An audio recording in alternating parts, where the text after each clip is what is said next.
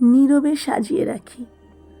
তাই আজ আমি শুধু তোমাদেরই নয়, নিজেকেও নতুন করে সাজিয়ে তুলি। কারণ নিজেকে ভালোবাসা কোনো স্বার্থপরতা নয়, এটাই নিজের প্রতি সবচেয়ে বড় দায়িত্ব। সাজ শুধু বাহ্যিক সৌন্দর্য নয়, সাজ হোক আত্মবিশ্বাসের, হাসির, স্বপ্নর আর আত্মসম্মানের। আজ একটু সময় দিন নিজেকে।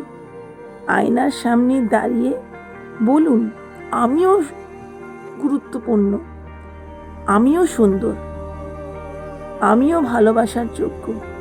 কারণ নিজেকে হারিয়ে নয়, খুঁজে পাওয়ার মধ্যেই জীবনের সবচেয়ে সুন্দর গল্প লুকিয়ে থাকে।